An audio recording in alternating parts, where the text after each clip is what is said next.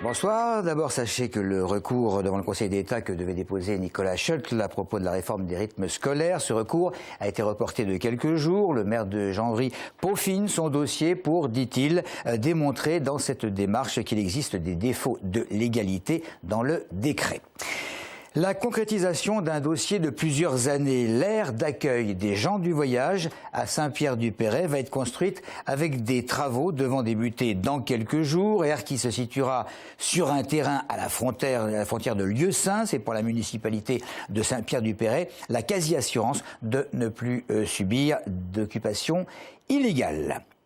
Interdit bancaire, une expression d'autant plus difficile à entendre que bien souvent c'est synonyme de galère, car qui dit plus de compte dit plus de RIB et donc impossibilité de prendre un abonnement mobile ou encore de trouver un logement. Fort de ce constat, une banque a décidé de proposer un service à moindre coût, un service ouvert à tous, pas d'agence mais des buralistes équipés de terminaux sur lesquels n'importe qui peut ouvrir un compte. En Essonne, 4 débitants de tabac sont adhérents. Maxime Lemaine en a rencontré un et c'est à Morangis. Dans cet établissement de Morangis, le patron est restaurateur, buraliste et maintenant banquier. Enfin, en quelque sorte.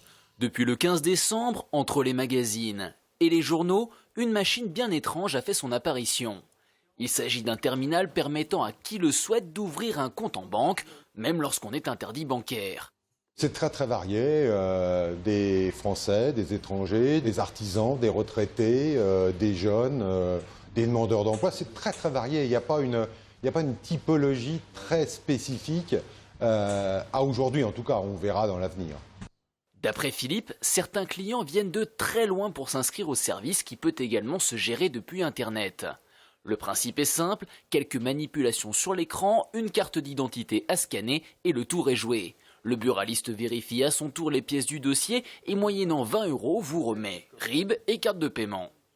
C'est un côté un peu, je dirais, fonction sociale, lien avec la population et puis beaucoup de clients se plaignent des banques en général. 80 clients seraient déjà passés par Morangis pour ouvrir leur compte avec une nette augmentation depuis une dizaine de jours, selon Philippe. Les municipales, à présent, comme prévu, Manuel Valls a fait une sorte de circuit de soutien dans plusieurs communes. C'était en début de week-end. À noter qu'à Savigny, si vous ne le saviez pas, la deuxième de liste sur le rassemblement de gauche PS vers PC PRG sera Eva Sass, la députée écologiste de la 7e circonscription, liste menée par Pierre Guyard. J'avais omis de marquer son nom. Et puis 3 listes à Massy. La gauche divisée en assure 2 et l'autre revient au maire sortant Vincent Delahaye, sénateur UDI, avec à ses côtés Dawari Oswald, un ancien candidat indépendant. Depuis le mois d'octobre, des travaux ont lieu à la gare RER de Hyères pour la rendre accessible aux personnes à mobilité réduite. Ils doivent durer environ 15 mois. Mais la gare à ciel ouvert, ça provoque des nuisances sonores de jour comme de nuit. Les nombreuses habitations aux alentours doivent vivre avec du bruit. Le maire Nicolas Dupont-Aignan a envoyé une lettre aux riverains pour s'excuser de la gêne. Sur place, les habitants subissent tant bien que mal. Audrey Coll. C'est à coups de marteau-piqueur que les travaux avancent doucement en gare de Hyères. Le but est de rendre accessible la gare aux personnes à mobilité réduite. Des aménagements qui ont commencé depuis octobre et qui, en raison du trafic des trains, se déroulent également la nuit. Les riverains subissent donc de fortes nuisances sonores. De toute façon, il faut bien que ça se fasse. Ça réveille quelquefois, par contre. Les gens qui travaillent, certainement, peut-être que ça résonne plus sur le dessous, peut-être. Le maire a envoyé une lettre aux habitants s'excusant de la gêne occasionnée. Dans cette missive, il se dit prêt à faire arrêter les travaux s'ils venaient à trop durer. Il a également demandé aux responsables du chantier de faire des efforts. Les riverains, eux, restent conscients de la nécessité du chantier. Si le travaux est nécessaire pour faire bien pour tout le monde, si le bruit est nécessaire, il faut continuer les travaux. Et si c'est bon pour tout le monde, ça va. Hein. Il faut penser, comme je dis, aux gens qui sont handicapés. On le sera peut-être un jour. Hein. La limite du chantier était fixée au 20 février. Pourtant, les travaux semblent loin d'être terminés. Les riverains devront encore patienter un peu pour retrouver des nuits paisibles. 5 jeunes gens en garde à vue pour avoir incité leur chien assez féroce à mordre une chèvre naine qu'ils avaient attachée. Ce sont des passants qui ont prévenu la police. Ces individus en question sont connus justement des services de police et ce n'est que le dernier cas connu de cruauté envers des animaux. Il semble que des actes malveillants se multiplient depuis quelque temps. Alors des Essonniens commandent ces méfaits. Moi je trouve ça dégueulasse, parce que les animaux c'est des êtres humains, ça mérite qu'ils soient protégés, aimés comme on aime une personne, parce que les animaux ils nous comprennent. Donc sincèrement ça serait bien qu'ils arrêtent de faire du mal aux animaux et de les protéger plutôt qu'autre chose. C'est dérangeant. Je trouve ça injuste et tout simplement que la justice suive son cours. Il m'est arrivé de voir beaucoup de gens presque pleurer parce qu'ils voient un chien abandonné pendant les vacances, etc. et incapables de retourner le regard parce qu'un clochard est en train de crever de froid, de faim dans la rue.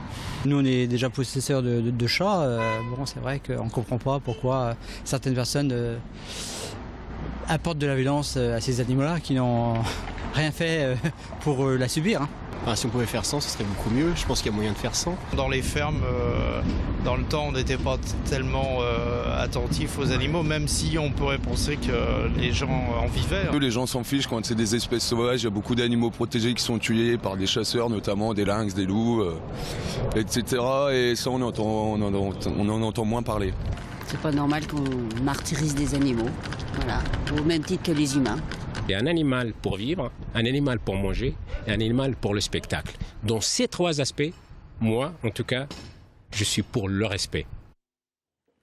L'ouverture aux assises de l'Essonne du procès d'un négociant en diamants, un procès en appel à Évry, où dès l'ouverture, l'accusé a avoué le meurtre d'un joaillier, meurtre commis il y a 17 ans. Le joaillier avait été retrouvé dans son atelier de la rue Lafayette, tué de 3 balles. 2 boîtes contenant des pierres précieuses avaient disparu. L'accusé avait été condamné en 2011, après des années de fuite à l'étranger, à 25 ans de prison, cette fois en appel. Il a fait part de ses remords à la famille de la victime. Et on termine par le sport, un doublé essonnien lors des championnats de France d'athlétisme indoor pour Pascal Martino-Lagarde et Ladji Doucouré, premier et second sur 60 mètres haies pour la 2e fois consécutive. Victoire du Massy-Essonne handball en fédéral 1 face à Nevers. Et puis foot chez les filles, une victoire de plus pour Juvisy en championnat à domicile contre Yzeure 1-0. C'est tout pour l'info. Merci de nous avoir suivis.